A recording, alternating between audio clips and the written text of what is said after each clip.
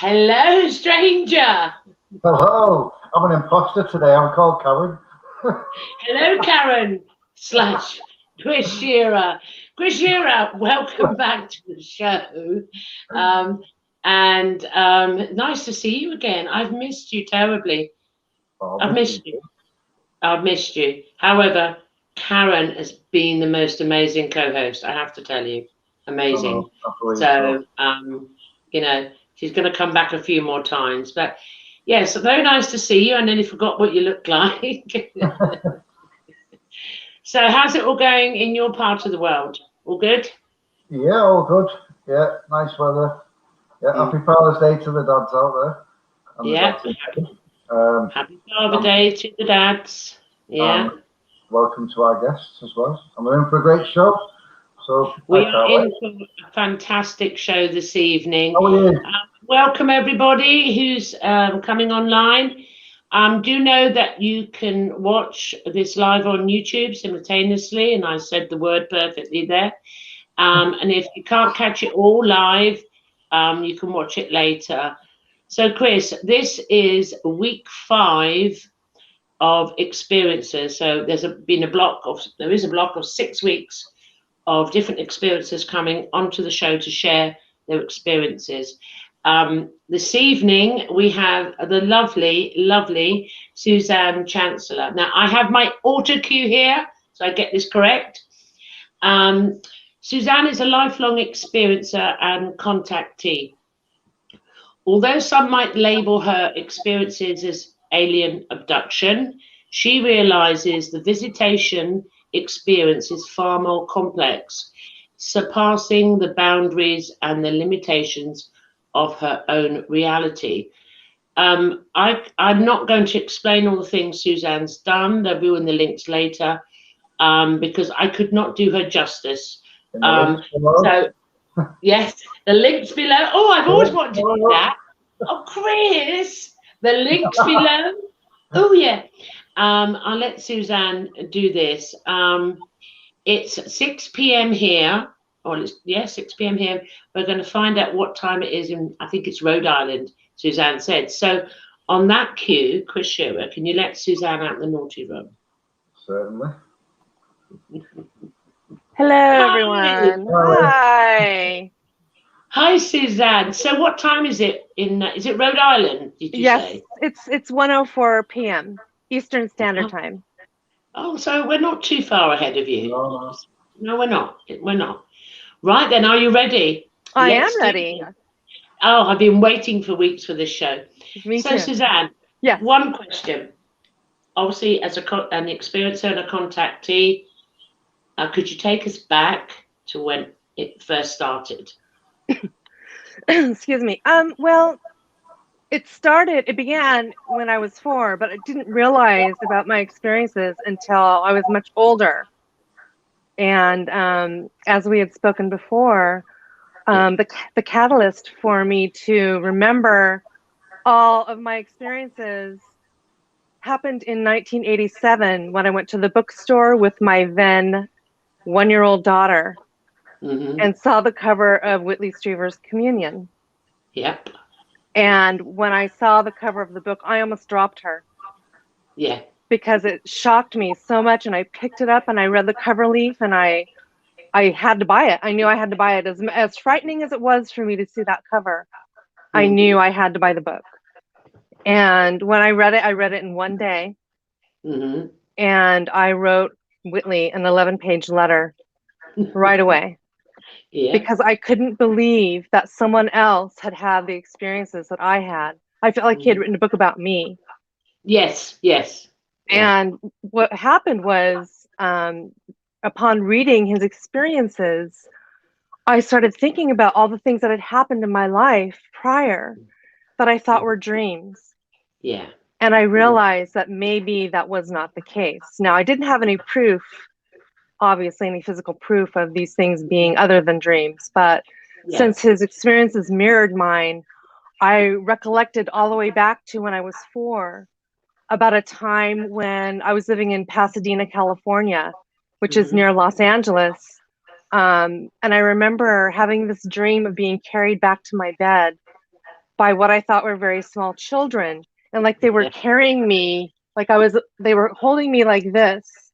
And I could see the door and I could see the ceiling of my bedroom, and I was being put back into my bed and the covers were pulled up to my neck and I just blacked out. But when I woke up in the morning, I had this thing where I just had to have a Band-Aid. And I had no idea what it meant. But I went to my mother and I said, "Mommy, I need a Band-Aid for my belly button." And she says, "Well, what are you talking about?" And I said, "I need a Band-Aid for my belly button." And I was adamant, And she says, "What are you talking about? You must have had a dream." And I said, "No, Mommy." And she says, "Okay, well, why do you need it?" I said, "They told me that I need a Band-Aid for my belly button or it would get infected." And so she rolled her eyes and she went into the bathroom, got the Band-Aid, gave it to me, and just walked away. And I put it on, and then I was fine. Yeah. So, I mean, that was such a random dream to have when you're 4, Well, I'm learning from other experiences and obviously memories for myself. I'm learning at the time, yes, you think it's weird, but in hindsight now you go, oh my God, wow, that wasn't a dream. It's this part now that wasn't a dream, and taking it out of a dream consciousness into the awakened consciousness. I found that the hardest. How did you find out? When, like now, oh, that wasn't a dream. And because when we wake up and we say it's a dream, even if it's a bit scary, it's just a dream. It didn't really happen. But then you have a knowing, oh, like myself, 1987, Communion, seeing the book, oh my God, it wasn't a dream. How did you handle that transition? Going back, well, did it terrify you? I think what's interesting is now that I know what I know after all these years of research, I realize that I have nothing really to fear because it's in the past. Yeah. You know what I'm saying? And I have never had a regression. No. I feel like I've recovered. The memories that I've recovered are the ones that I'm supposed to remember. And Correct. I feel that if there were other things that I was supposed to know, that I would know them. Yeah, I do have some fear of what I might recall by having a regression. And I've come to terms with it, knowing that I don't think that those memories would serve me now. I think it'd just be for my own curiosity. And but then again, what if something horrible happened that, then it's like opening Pandora's box. What do you do with it then? I agree. I thought about regression a few years ago, and it come up recently. Someone suggested another experiencer, and I don't think, no, it wouldn't suit me. If I'm meant to recall, I will recall. But like you, I could open something that I'm not ready to deal with yet, and it's not the right time. So I just wondered how that would how that had affected you. So that was a recall of that. So where do we go now on this journey? What happened next?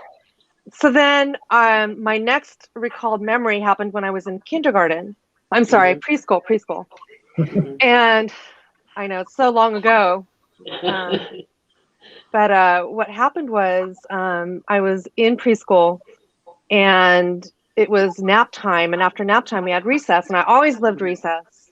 I hated nap time. And we had a huge playground with a chain link fence around the yard. And I realized that when I walked along the side of the fence, I saw a little hole. And so the curious girl that I was, I just helped myself and went through the little hole in the fence and just wandered off the property, as you do. And I go to this, there's this shack in the middle of this field. And it was abandoned. And I went, oh, what's this? And so I walk in the shack and I look around and I realize now that it was an old, like a tack room. Because there was a hook for like a bridle and a saddle stand. And it was so dilapidated that there were holes in the wood. And if I looked up to the ceiling, I could see the sunlight coming through.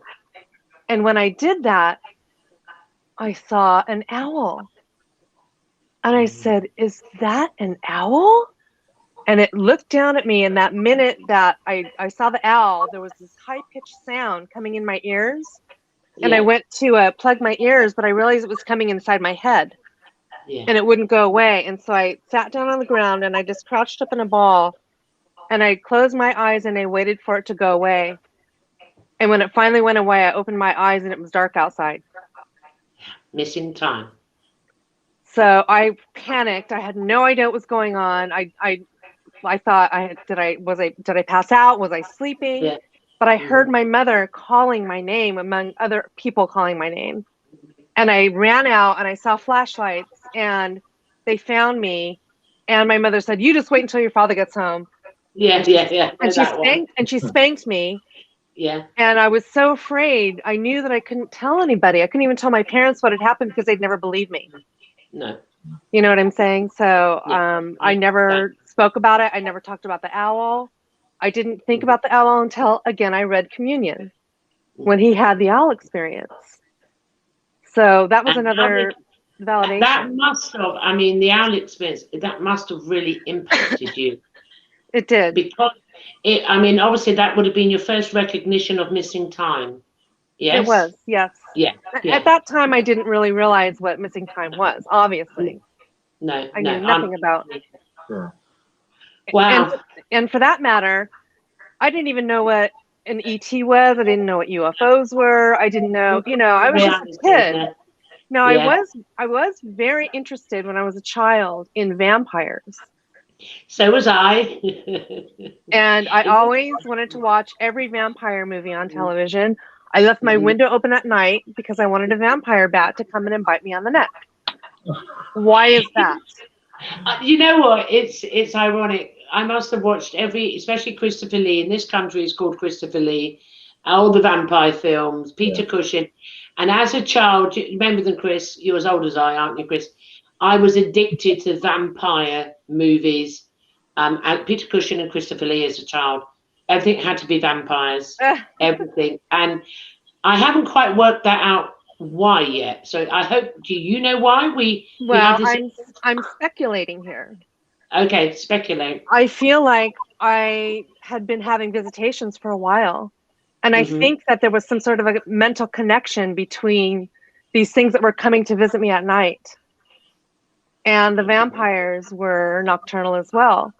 So I think maybe in my young mind, I was thinking, well, maybe there's a connection. Maybe they're vampires. Maybe the vampires are aliens. Maybe the aliens are vampires. I don't know. But that's a good analogy. I mean, nocturnal, because it's always at night. It is always. I never knew why I was a vampire lover. Right. Never knew why. I'll have to ponder on that one. That's a good one. And then come to find out after reading Communion that Whitley Strieber wrote The Hunger, the book about vampires. And so I always wondered. In fact, I never asked him. I probably should.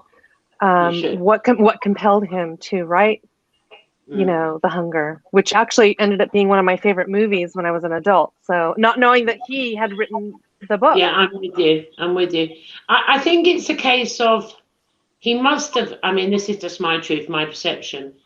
He must have been instructed to do this for a catalyst for something, because I have now been fortunate for the first time in my whole experience to meet other experiences that were kicked off in 1987 with very similar scenarios, what Whitley talks about. So my mind's thinking on vampires. While we have this live show, Chris, I'm thinking about her analogy.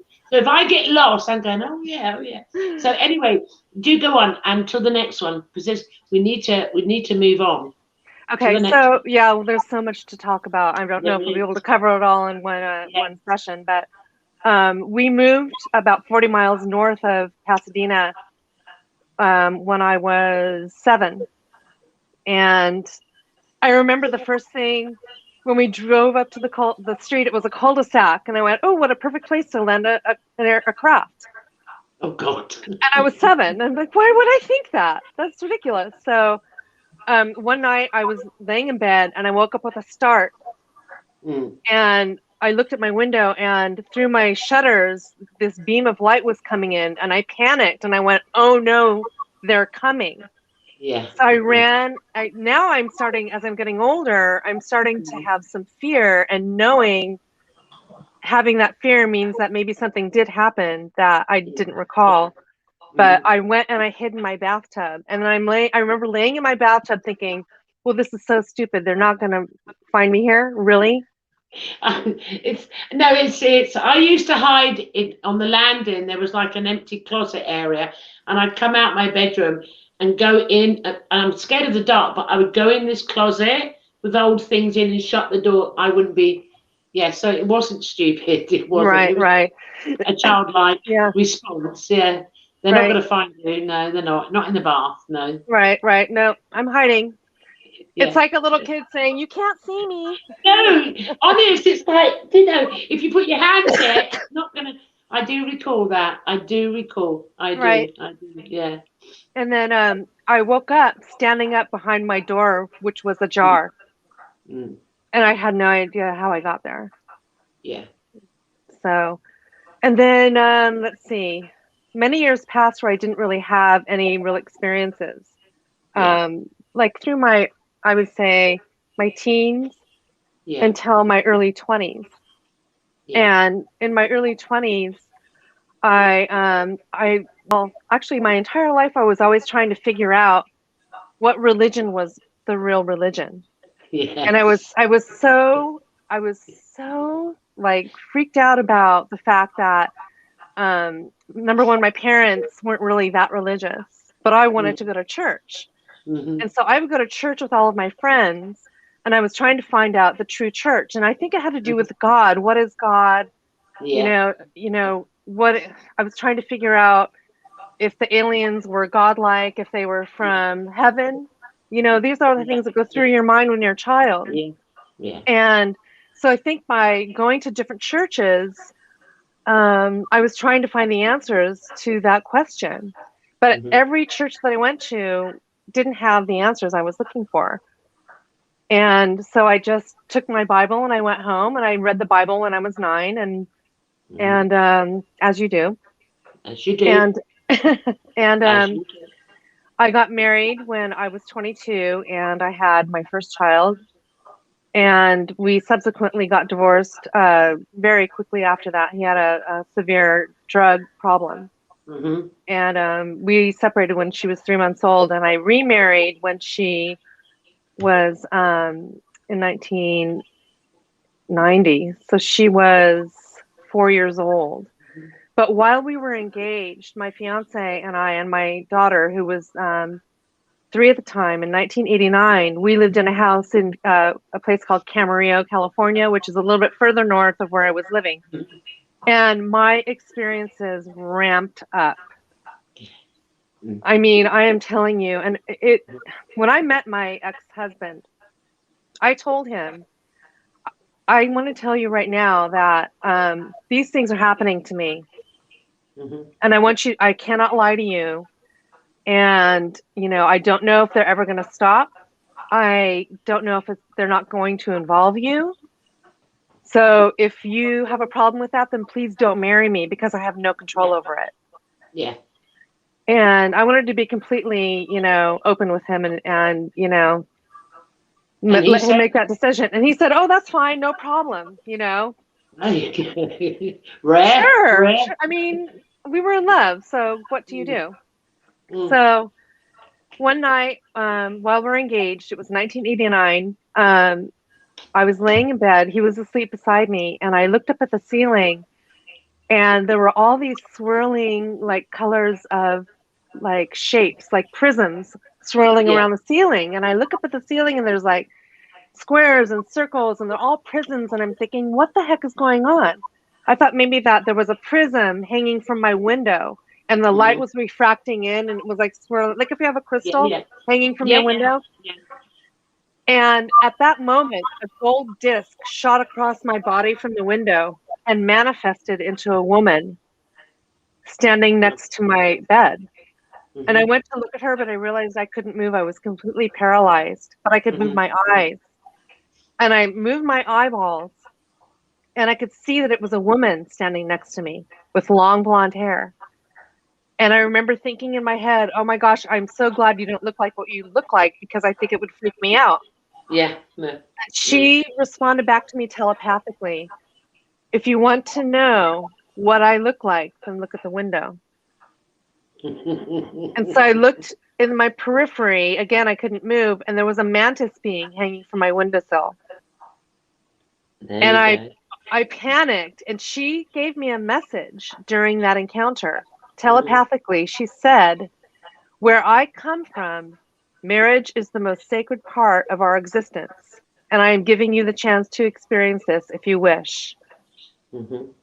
Now, I was engaged to be married, but I was very puzzled by this statement. I'm thinking, does she want me to come with her?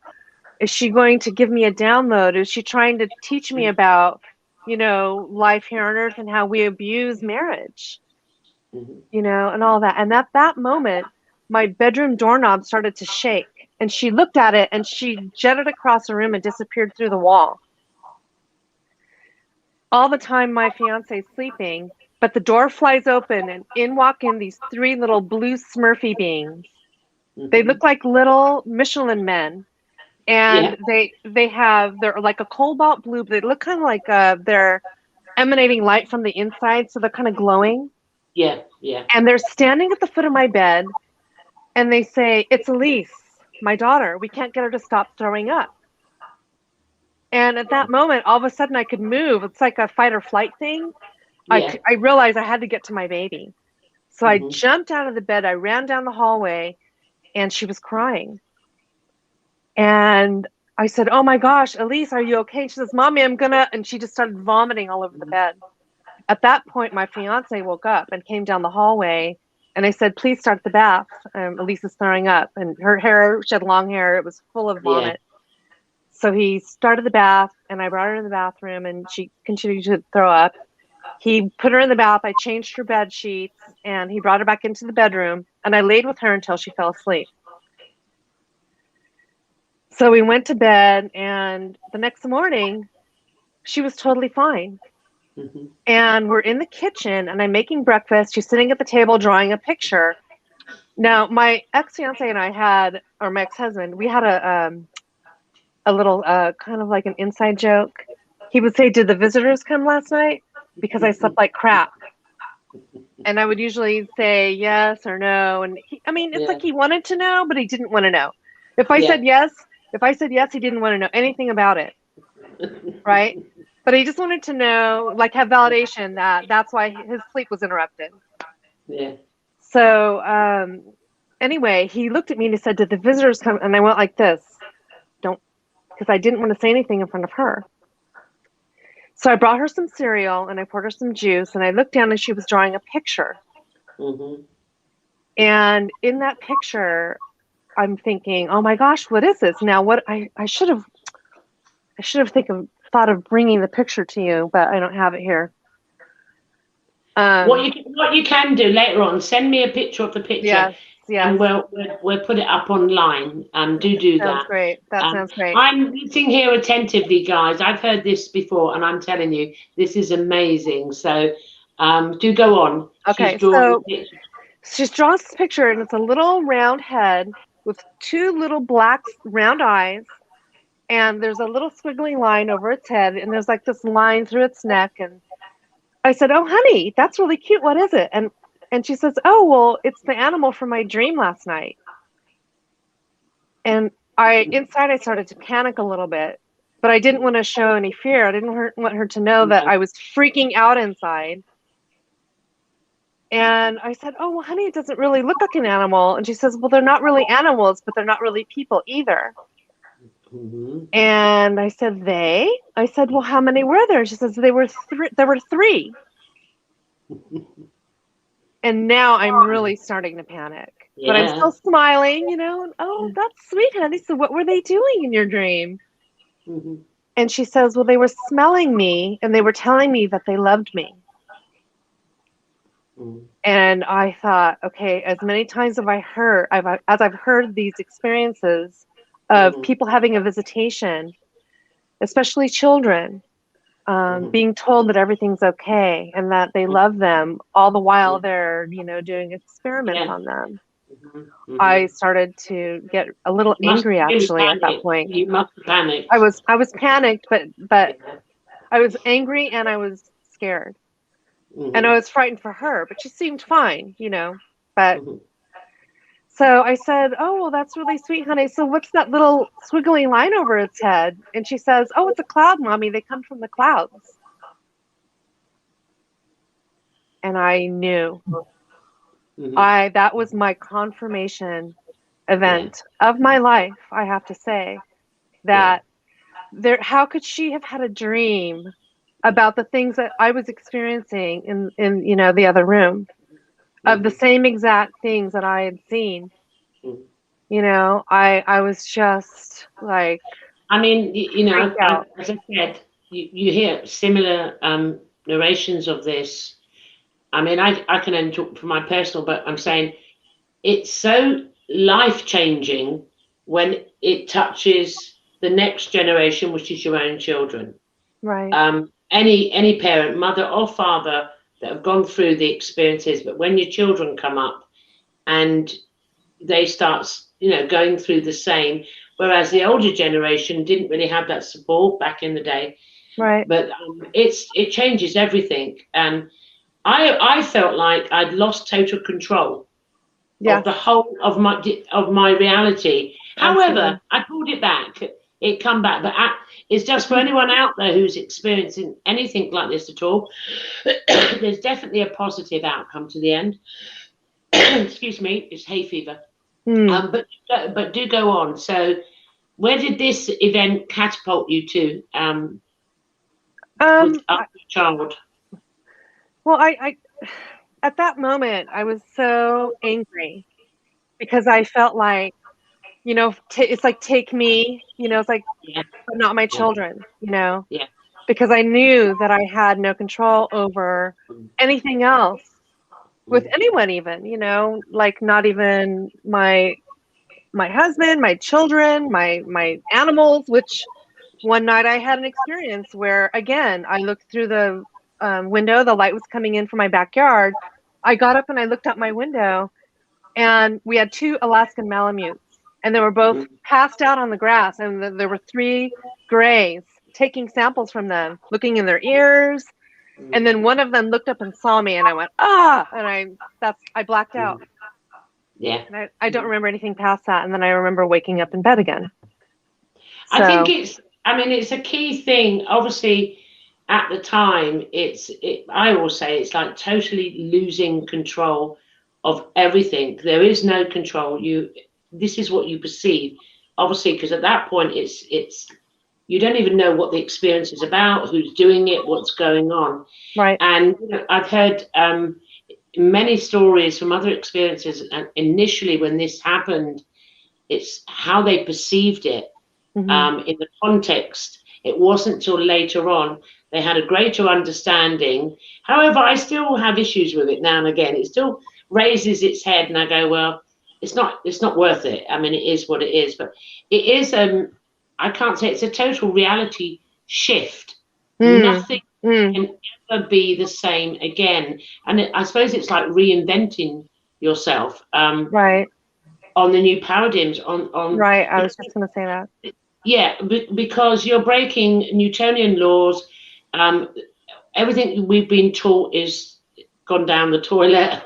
It's not possible. And then you've got all this information. This is a true experience, but no one out there would even believe you if you tried to tell them, unlike today. So how did you take, I mean, I know there were multiple more experiences, but to get to move on in the show, how did you make that step to either get help or to speak out or to make contact to others from your experiences? Right. I didn't talk about it. I had no one to talk to. No. You know, I kept it to myself. I had a thriving business. I was a hairdresser. I had been cutting hair for many, many years. I had a great clientele. I was a mom, and I eventually had another daughter. And I just thought, you know, if I talk about this stuff, they're going to take my children away from me. You know, I'm going to lose my job. I'm going to, you know, who do you talk to? And we didn't have the support back then that we do now. And, you know, so I'm very grateful for that. But at the time, I mean, there were years, and I remember I had a couple of best friends that I could trust. And even they would raise their eyebrow at me and nod in, you know, support. But I think inside they must have been cringing with, oh my God, you know, great, you know, that type of thing. But so many, many years went by, and I basically just did a lot of my own research, and I started reading voraciously on the subject and trying to find the answers that way, because I realized that that would be the best way for me to educate myself and form my own opinions, you know, based on my own experiences. Because obviously, it's something that's, you know, something that you need to really figure out for yourself, because there are so many different variances in experiences. You know, not all apply to every experiencer. I mean, I have never had contact with a reptilian per se. I've never had, you know, contact from a race that said they're from, you know, Orion or what have you, or told me about, you know. Yeah, I mean, people tend to think that you experience everything. I've never experienced a reptilian. However, the lovely Chris that won't shut up today, sitting there, he's had contact. Well, to be fair, I'm actually fascinated because it's a bit weird for me, because everything you've just spoke about, I've never really classed myself as an experiencer. I went into mediumship as a late age, if you like. So I never thought anything of it. But when you mentioned the lady, well, I can understand that. I can relate to it, because I have connected with the mantis. I called it the mantis because that's the name they give me. But I have seen that lady. Oh, really? I see that lady as a guide. She was long-haired, quite pretty looking. Right.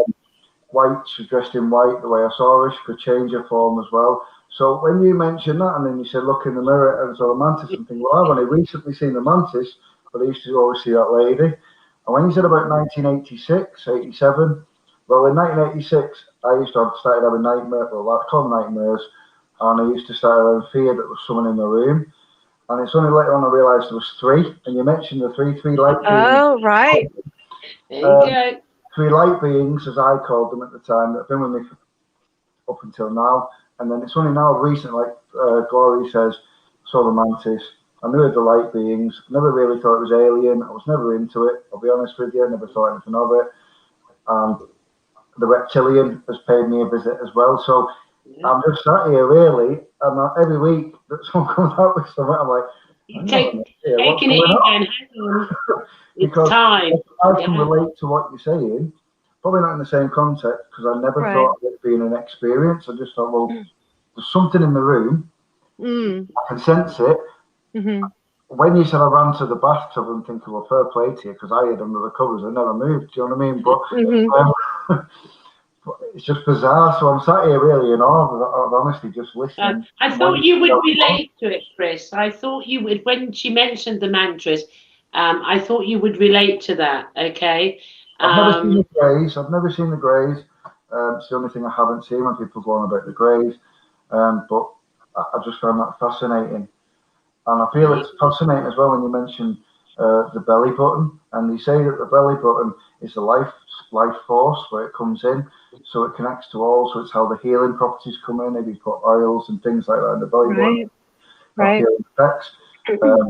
But yeah, when we talk about the abductions and things like that, they always go to the belly button. So I just find it all fascinating. Oh, I'm just in awe. What you there are more likely going to be many more. Chris now is through you coming on the show. Chris now, I've always said to him he was an experiencer. He's now connecting. He's there now. You go. Right. This is how it works. Well, you know, I think that now that I've done, like I said before, a lot of research on the subject and started really thinking about all the things that have happened to me since I've had these experiences with the Greys. And I've had so many other experiences with seeing the dead and energy beings, seeing everything. It's all connected. Yeah. And I really believe, like if you're like an energy healer or anything like that, that you're connected to that higher consciousness. And by having that connection allows you to have that energy present itself to you.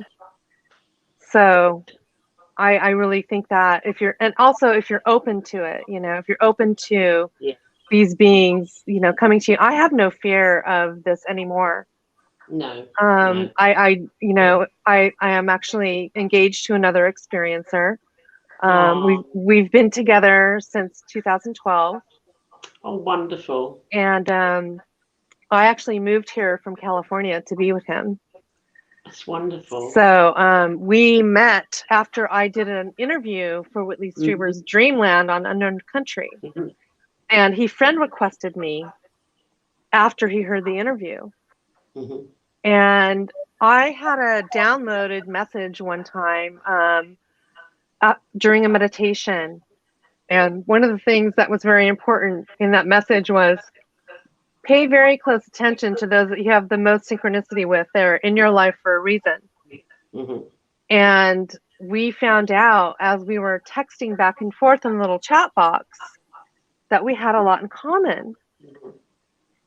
And the way that came about was I was writing my book at the time, and I was instructed for whatever reason to close my computer and to go into the bedroom and meditate for 5 minutes facing the armoire. It was like this direct message. And I was like, okay. So I shut my computer, went to the bedroom, sat down and meditated for 5 minutes. Actually, I think it was 15 minutes, but regardless. But I didn't get any messages. And I was really mad because I was in a groove with my writing. And I went, ugh. So I went back out, opened my computer. And the minute that I did that, I got a ping from this person, hi, blah, blah, blah. And it was this guy that had friend requested me after the interview. And so we started chatting. And as we're chatting, I'm thinking, why does he look so familiar? And so I'm looking at his little profile thumbnail picture. That's like this little thing. How could I even see him? He's so small. So anyway, I went through his photographs to think that maybe I would, recognize something in his profile pics. And I came across this woman. And she was this beautiful Asian woman with long brown hair holding a small boy, a small child. And when I got to that picture, I said, who is this beautiful woman? Is this your wife? And he said, yes. And I said, I got this feeling. I said, she's no longer with us, is she? And he said, no, she died in 1997. And she was staring right at me. Wow. It's as if she was communicating me through the photograph. And I was like, this whoosh of energy comes in. I said, I have a message for you. And I said, she wants you to know that she loves you. and that she misses you, and that she's all around you all the time. And I said, you know that you're going to see her again someday, right? And he said, oh, yes, I do know that. And he says, I'm so happy that you're sharing this information right now, because today would have been her 50th birthday. Wow. And I have been thinking about her all day. I said, you're kidding me, because it was July 7th. July 7th was my best friend's 50th birthday. And it was also my wedding anniversary. And I said, oh my gosh. So I'm telling him this.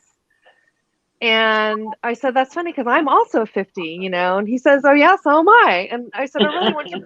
I said, well, when's your birthday? And he said, March 26, 1962. That's my exact birthday. Yeah, yeah. So he and I were born on the same day of the same year. Yeah. And you couldn't get any more synchronistic than that, could you?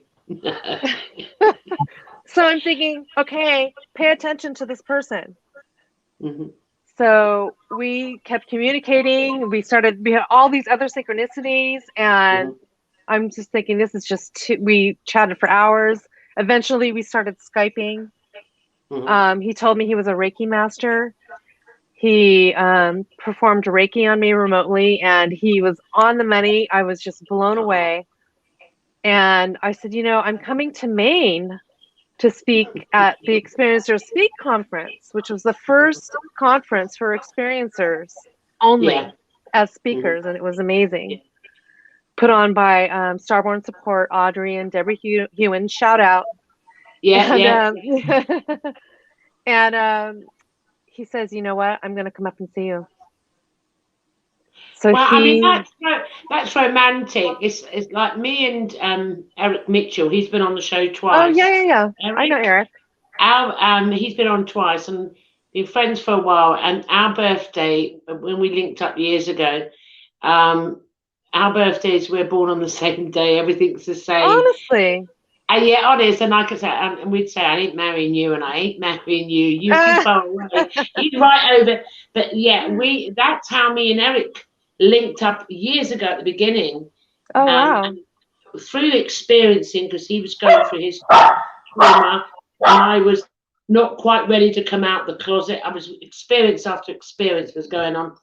And then we had the same birthday. We understand each other. And so I do understand that connection with other experiences. I do. He was on a couple of weeks ago, wasn't he, Chris? He's been on twice, and he's come on because he's doing his documentary this time. Yeah. And so when the documentary is ready for release, we'll have him back on again to promote his documentary as well. But yeah, I love him to bits. He's a great guy. Great guy. He's a wicked guy. So I do relate to that. Right. So there's hope yet for me, Chris Shearer. I don't have to go to eBay to find the man of my dreams and Eric Spitzer. So it's going to happen. It's going to happen. So do go on. So, I mean, what happened? Obviously, your personal life started to come together. Yeah. So what happened was he started thinking, you know, did he meet me before? And so he's looking through my photographs. He came across a picture of me when I dressed up for Halloween in 8th grade. And when he saw that picture, he said he felt like somebody had punched him in the stomach. Wow. Now I was dressed up as one of the beings from one of my experiences, which I failed to tell you about, but well, maybe if we have time, I'll circle back to it. Yeah. But he said, oh my God, I'm so sorry. And I said, what do you mean you're so sorry? He says, I feel like that he was trying to help me, but he couldn't. And I said, what do you mean? And he says, I don't know. So years later, in 2014, we had gone back to California for my daughter's graduation from college. And he had a regression with Yvonne Smith. And we did have a joint experience. And that's he recognized me from that age. Wow. And that something was being done to me, and that there was nothing he could do, and that he had to just stand there. But he was there for support. But not able to help me, type of thing. And I panicked. I didn't want to know anything. I said, don't tell me. You know, now that really upset me to Yeah. think that there are things that I don't remember. Mm-hmm. So we have had experiences prior, and I think that I truly believe in that we come here prior. We know prior to our coming here, this Yeah. existence, that we've planned Yeah. our whole lives to have this experience, and we've Yeah. planned Yeah. this meeting to be together in this incarnation. Yeah. I truly believe that. So we both decided we have to be together. We knew that there was something important we had to do together. Mm-hmm. And so he started helping me with my podcast. He Yeah. became my producer, Yeah. and it's been fantastic. So What? we have each What other a to journey. support each It's like other. it's like a sort of love story journey. Come on, we've got to put the Well, spin okay. on it, Chris. It really is. I mean, that is amazing. I mean, it's just that is just beautiful. I think it's beautiful, but that's just me. Well, we've You know. had our own share of experiences as well. Mm. So since now I've found, and I've actually done an interview about this, that I feel that the experience evolves over time. And I think that Done. you were alluding to that as well earlier, Gloria, when you were saying that things are different now, and Yeah. the things that you've Yeah. learned, Yeah. that it's a lot more than just having visitation. I feel that at a certain point, I felt protected. And I remember one time the Greys came to me when I was dog sitting for somebody. In the middle of the night, I woke up and the 3 Greys walked into my room, and they stopped. And they just stood there staring at me, and I started laughing. And I said, "Can I help you? Can I get you a glass of water?" I don't know. And they just stared at me, and they said, "We are the Greys, and we are here." And they turned around and they left. And I just felt like they were trying to let me know that they will always be in the periphery, but that I part of think. our journey Yeah. had come to an end. That I mean, it's sort of like I always say. It's just my truth. As we've evolved, their civilization have evolved. That's past. However, I've got to say these experiences, especially the one you've just spoke about, with the Greys come in, I've had that, and many others have as well. And in the experiences group I'm in, bless them, the guys in the group, they're having it now. They're just Right, coming in and just showing themselves, just like you stated. right. See, they didn't say, "Do you want a glass of water?" Because you're a lifetime experiencer. But they're going to find out soon enough, as Chris is finding out. I've always told Chris he's an experiencer, but he has to find he has to find this himself. Is they're going to find out there's a lot more to it. But these encounters are going now to become more and more common now, and this is what I'm witnessing myself, especially in the experiences group. They come in and they're just showing themselves. Right, right. Say, But then we're here. yeah, so I really started feeling like my experiences started to change into more of Yeah, like a lot of synchronicities and precognition. I've had so many precognitive dreams. yeah, I had a, I mean, one, for example, it is just quite incredible. And I think that Chris might appreciate this. I had a dream. I was living in Hollywood, California, and it was, I think, 2011. I dreamed that I woke up in the dream standing next to 5 other people, and we're all holding hands. And in front of us is like a bus. It's like a tour bus. Say, for example, you were going cross country, but it's yeah. like a double decker. So the below is where all you put all the luggage, and then on the top part is where you sit. And this bus was on its side. And we all looked at each other, and we all just went to the bus. And when I said we went to the bus, we went through the bus and into the interior. And when we went in there, the bus was full of women and children, and some of them were hanging from their seatbelts. And I was drawn specifically to this one woman. And I look at her, and she's speaking to me telepathically, "Where's my baby?" And so I'm looking around for a small child, and I see this little girl underneath the seat, and I pull her up, and she has a gash on her cheek.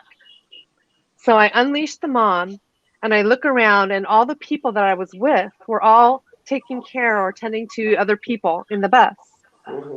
And when I look around to make sure that nobody else was gravely injured, it's like I got sucked back out of the bus again and right back into my body, and I woke up.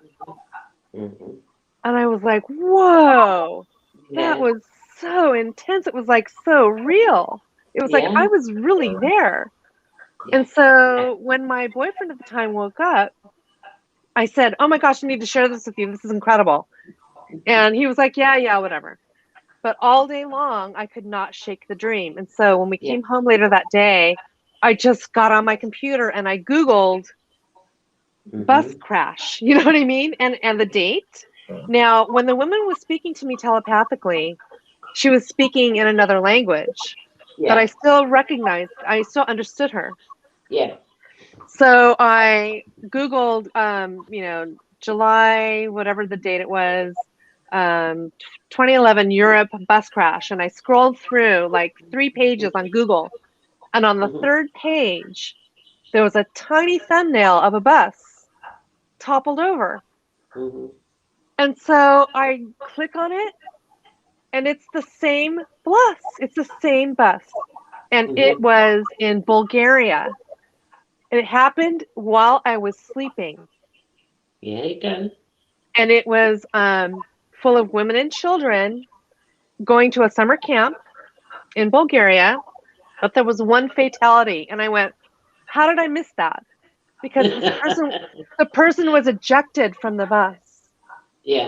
And died. But I didn't see it. And I was so angry that I missed that. Like maybe I could have helped that person, but maybe they were already passed. But I thought, oh my gosh, did I just astral project? Then I started thinking, is this what we do when we dream? Is that what guardian angels are? I started thinking. You know, when people say they see guardian angels, what if it's people doing this dream work? You know what I'm saying?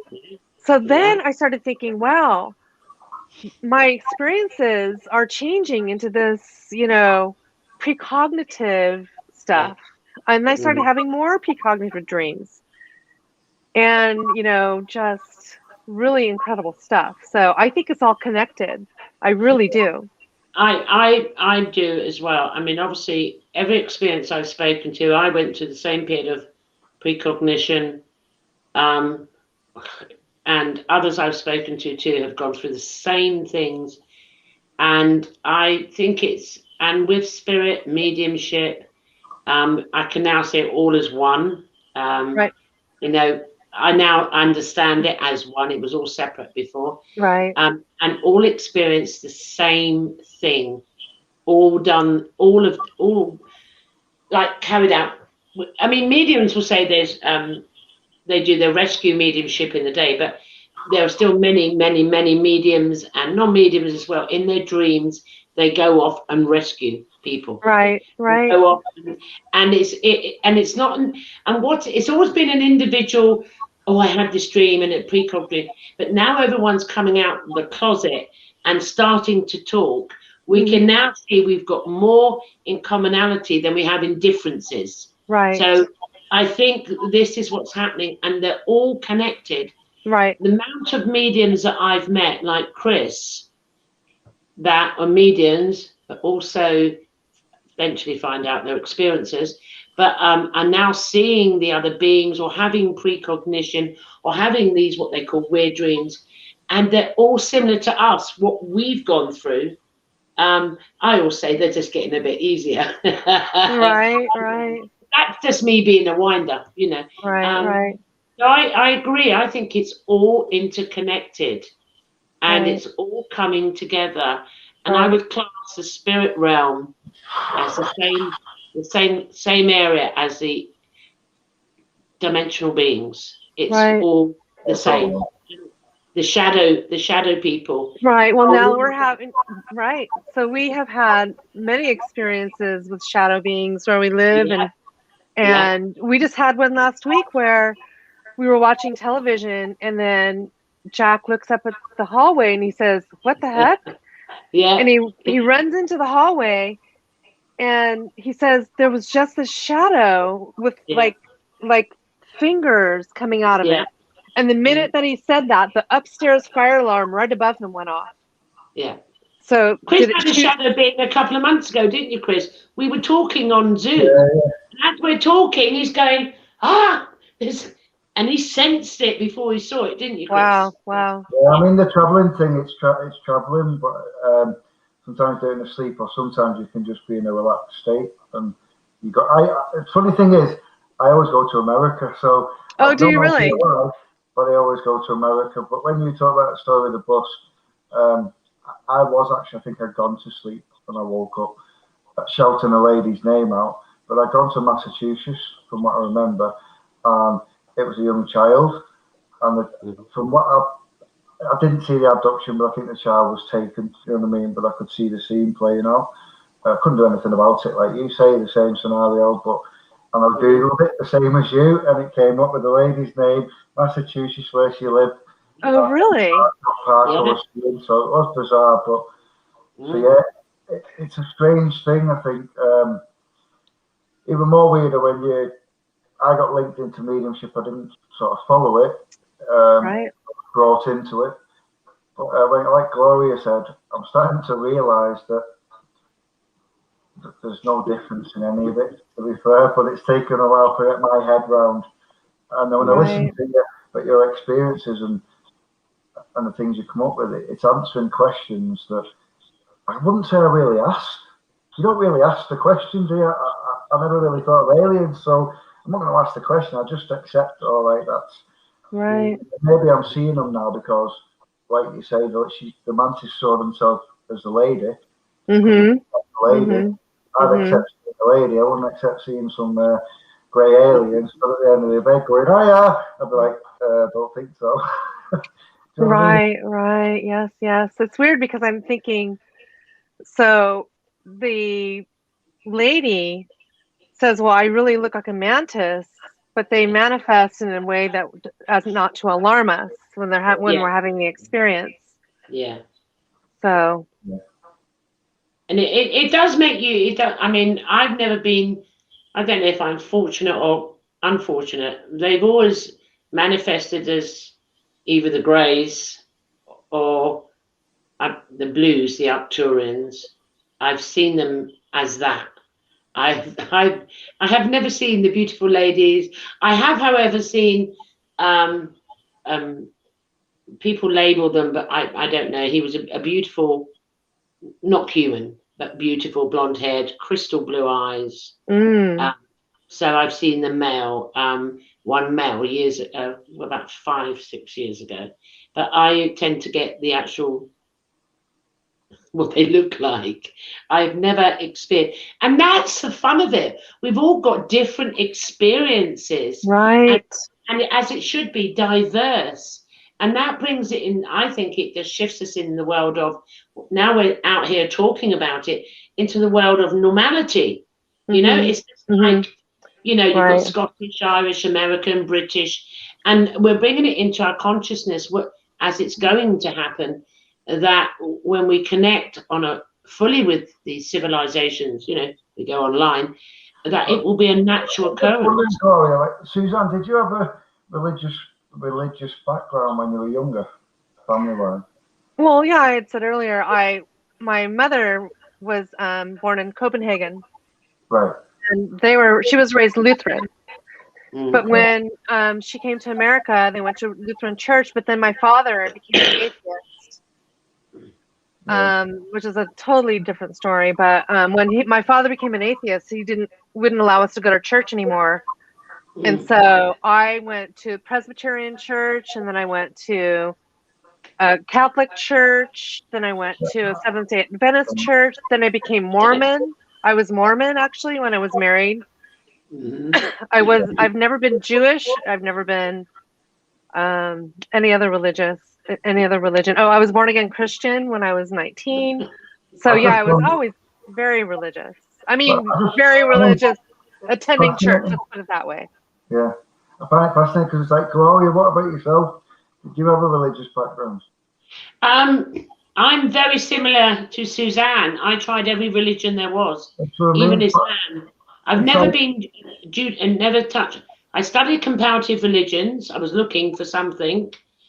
I studied mythology and decided the Greek gods were the real ones. They were the gods. But then I went into all the religions. I've been Christian. I've been Muslim. I've been Buddhist. I've been spiritualist. I went through the whole lot. I mean, not religious. I went through it all. That's that question is because it seems to me like the way the experiences happen, because there's similarities in it all, are altered slightly depending on how the influence has been. Yeah. At the start of the upbringing.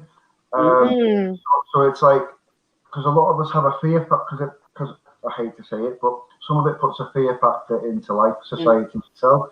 So depending on the way that you've interpreted that fear factor and the emotion to it, depends on how you will be allowed to perceive the true way of the perception of how they look, or whether they'll show them in a certain way to you because you'll have a comprehension of it, or you'll be able to accept it better, or they'll show the true form depending on your own I don't know, upbringing of fear, I suppose, or belief system that you've been involved in. I don't think any of the religions I tried out, I was looking for the truth. I know I was looking for the truth, and at that point I was looking for this so-called God, and I went on this journey.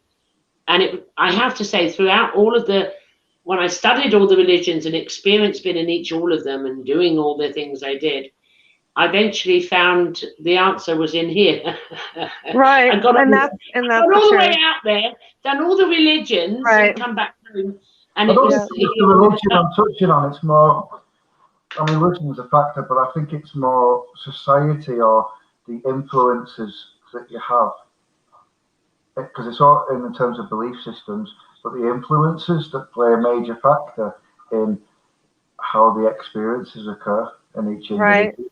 Right. I think maybe. I mean, for me personally, at the moment, I don't think too much, because if you've experienced what you call abduction, it doesn't matter what religion you're set in, if any, it's not going to change that experience. That experience doesn't fit even into reality, so to speak. So it really, but I've gone through every religion you can think of, looking for truth, and I come to my conclusion: the Greek gods were the true gods. When I was younger, it was the Greek gods. So maybe the transition from the Greek gods was easier for me than maybe for others. Who knows? Yeah. Who knows? I just wondered if there was a pattern there. Do you know what I mean? It's a really good question. It's a really good question. It's a good observation. Right. I've never looked at it like that before. I've never. No, it's a really good question. I've never thought of it that way at all. But I do feel, I don't know about you, Suzanne, the experience. I don't think any religion could touch the experience. True, and I think that also the ones who are very religious, if they do have the experience, might have a different take on the whole experience as far as it being demons and angels or what have you. God, and it will be demons. It will be demons. Yeah, it will be demons. But if they saw a woman, they might think it was an angel. Oh, that's it. Yeah. So that's what I'm saying. Like Chris saw. On that aspect, I mean, they do say that these dimensional beings come, and Suzanne's already said it, and present themselves what's easy for your consciousness, the individual. So if you are a religious person, they're going to come in as Jesus. Even I've dreamed of Jesus. I saw him just after Christmas. It's not a joke. And other people, and I'm not a Christian. And I was with him. I have too. Have you seen him too? And I'm like, that's Jesus. Yeah. I was lucid in the dream. Oh my God. And I was like, have you dreamed of him too? No, I actually had a real time visitation during the day while riding a horse. Wow. No, I haven't had that. It was in a dream. I think it was a dream anyway. I don't know anymore what's reality. But then if you look at religious people, they may have Jesus or Mother Mary or something come in, but it's not who you think it is, because they can shift to an image that you're comfortable with, so they don't scare you too much.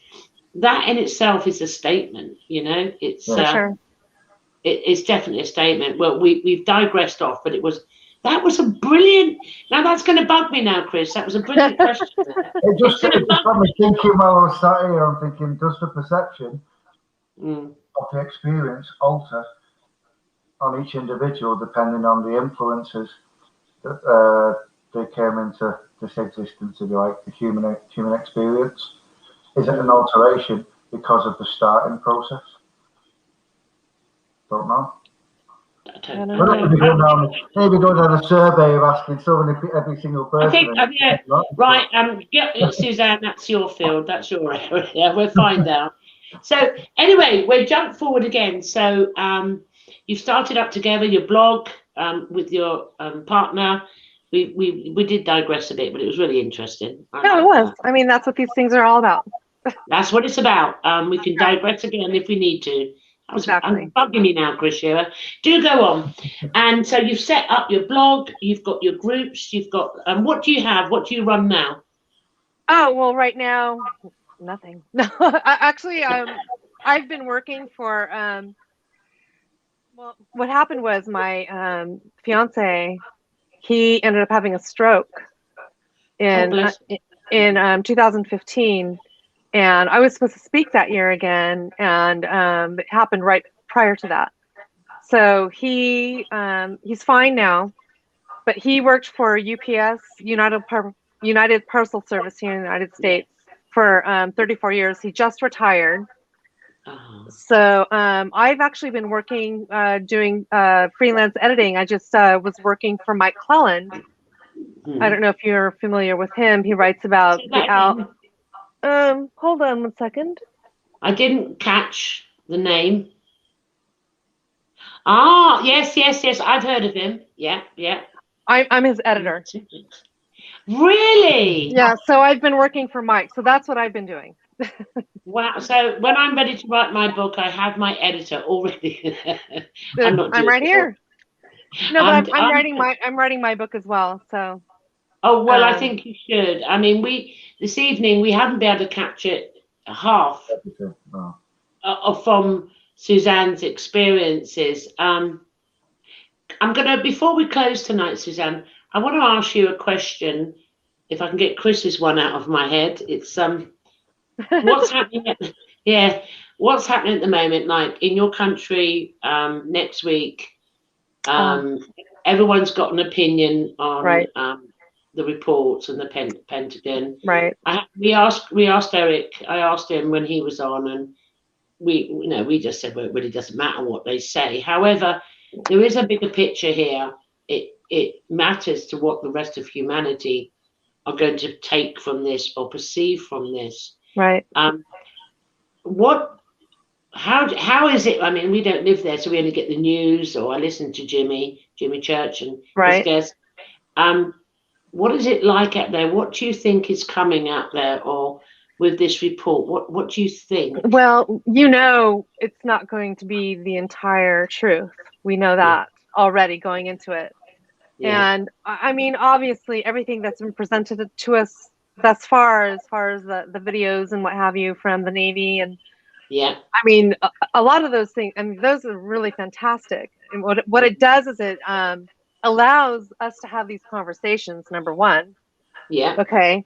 So, I mean, whether or not it's, man-made or alien, they say they can't rule it out, which is opening us again to have these, conversations, which is fantastic. I would say that as far as like disclosure is concerned, having these releases of information that are verifiable allows other experiencers to come forward and without shame. And I think that in itself is like the biggest part of disclosure. It's going to come from us. Yes. Yeah. And that's what I think. Yeah. And so far, all the experiences that have been on, and I've got Yossi next week, we all say the same thing. As I said, it's good for others. The weirdest thing is, I was in a taxi the other week when it was on the British news. It was everywhere, and I had this the taxi driver, and the conversation come up, And he turned around and he said to me, that he was a Christian. He said to me, "They are demons." And he started. I thought I was back in school. Anyway, and I was sitting there thinking, you know, feeling not sorry for him, but understanding. It actually it touches what Chris has just said, but in a different way. It's obviously not it hasn't experienced, but it's coming to him from the news. We had it on Newsnight. I think it was Newsnight. Everyone got hold of 60 Minutes from America, and he was saying it was demons, and Jesus is coming back, and you could hear the fervor. And then on another extreme, I was walking with my daughter, and it was people were just walking past on their lunch hour, and we saw two gentlemen in suits, office workers, going, yeah, and the UFOs, and it was more casual. Right. So,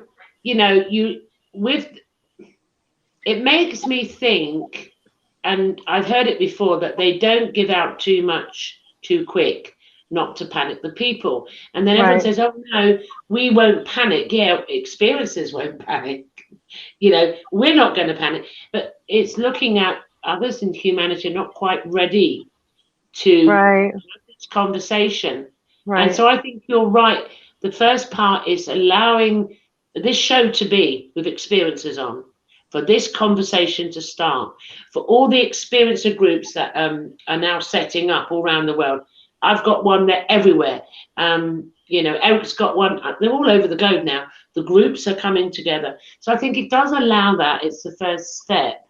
I don't think your country is going to do a false flag. I think that they've done all of the false flags they can do. They're not going to do the alien invasion because, it would be silly. But yes, I just wondered your take on it. And I liked your take that it makes a space. What's happening is making a space for us to have a communication and for experiences to come out. A more open communication and to be able to have the media accept these types of conversations more readily. And also, I think it'll allow us to have more coverage. I'm so sick and tired of watching these fear-based, contact TV shows that don't talk about the consciousness. And I really wish and pray that we can have more of those types of conversations and that are televised. Yes. I think that's more important than, trying to scare everybody into, like looking at the Travis Walton story, what happened to him was horrible. But they use that almost as a key for every other, Absolutely. Yeah, absolutely. But I think there's what me and Chris are hoping to do when we do season 2 of this show is also there's another area that I think we can also address and experiencers can come on board and talk about as well, is what the Pentagon's releasing now is just a couple of their little videos, that they're just showing. They're brilliant videos, yes, okay. However, they've got documentation of the past 70 years and more and more. But what this does also allow to open the door to is other experiences now can come out with their video, come out with their photographs. Way back when we tried... Pilots. Pilots are doing it now, aren't they? Right. But experiences in the past were laughed at. Oh, I got this. No, it's not. It's Photoshop. All that ridicule. So I think what's happening now is at the right time and the right place. And not just experiences, the new experiences like Chris and many others, they can now start to have this conversation. There's a space now for all of us to have this. But we're going to have to. Humanity's going to have to. Right. It's got to happen. And I would rather my lifetime, to happen because I'm selfish. Being here long enough, it's got to happen. But I think it's good. I'm looking forward to next week to see what your government's going to say. Your Pentagon. Me too. Yes, I can't wait for I can't wait for the conversations that are going to be had after the fact. It's going to be, and all the people that think they know everything, Yes, we're going to have that. But more importantly, we're in the UK, and I want to see how the UK handled the last disclosure from the Pentagon very well. The media here, they did a good coverage, I must admit. I mean, they did. There was no ridicule. There was nothing. It was good. It was good reporting. Let's see how the UK is going to handle it once this report, because it's going to be ripped to shreds by everybody, this report. So, and me and Chris are hoping on, obviously on season 2, with all the other guests coming on and experiences, we'll have a better understanding of where we are in reality at that point, at the end of the year. Because I think whatever they're going to say, Suzanne is going to make a massive shift either way. Absolutely. It's going to change. I'm looking forward to it. I am too. Chris, what can I say? Your question is still in my head. I will deal with you later. It's a really good question. I can't get it out of my head now. You know, I'm going to have to do a poll. I'm going to start polling everyone in the groups. Suzanne, yes. we didn't touch half of your stuff. We'll do it again. We will do it again. We'll get you back on again on season 2. Sounds great. It's been an absolute pleasure. My pleasure. My pleasure. Thank you so much for having me. It's been great. Thank you, Chris. And what we do the thank you post later. We'll put your links up, your blogs, everything. And as you know, what a wonderful human being Suzanne is. Go on her blogs. She's got Facebook. You've got websites. You've got the experiencer one, dealing with abductions. If you want to learn more, if you've experienced anything or start to recall anything that is very similar, like Chris did, go and look at Suzanne's blog. Go and follow Suzanne. Go and look at her. She'll be on YouTube. She's on interviews everywhere. I've watched them. And, you know, it might just open the door for you. Thank you so much. So. Thank you very much. Thank you, Gloria. Oh, no, thank you. Thank you. Now, Chris, can you please put Suzanne in the naughty room a minute? See you soon. Bye. Bye. Okay, wow, we've gone into overtime. We're doing it more and more each week now because the conversation is so important and so interesting. I've got to say thank you everyone for watching, or who will be watching on a replay. Next week, we're going to Israel, Tel Aviv. Next week, we're in Israel. Time traveling again, as we do. And we're with Yossi Ronan, who is he's amazing, he's lovely. He's going to be another contactee and experiencer. I've read his book. I will leave it to next week. It is very powerful. And he also has his individual theories and hypothesis on what he thinks going on. And he will share his opinion on current events, which we really need to start addressing. And he'll be with us next week. That's Yossi. Now, Chris Shearer, you're not going to be with me next week, are you? I'm not, no. You're not coming to Tel Aviv with me next week. What am I going to do with you? You'll actually have the name will be right next week. The name will be right. I'll have the lovely Karen next week. Well, Karen will be there. Yeah, because me and Chris, we've got a few more guests coming on at the end of season 1. And we're going all the way through. We've got the amazing channeler, Roxanne Swainhart. She is returning in a few weeks, and she will be channeling this time.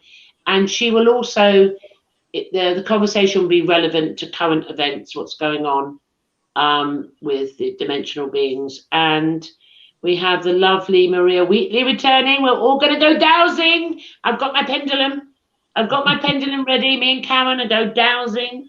We're going to have a dowsing session live. So we've got lots more before the end of season 1 is completed. Thank you all for joining us. Please share and like YouTube and the page. And Chris Shearer, when will I see you again? Okay. I don't know quite. Are you going in? I think we might be a bit late for Zoom tonight. We've gone over. Yeah. So I'll see you tomorrow night, Chris Shearer. You're coming to see me do my talk in the Zoom, and It's good night from me, everybody. And good night from me. Good night from us. Good night from us. Take care, guys. See you next week, 11 o'clock. Bye. Bye.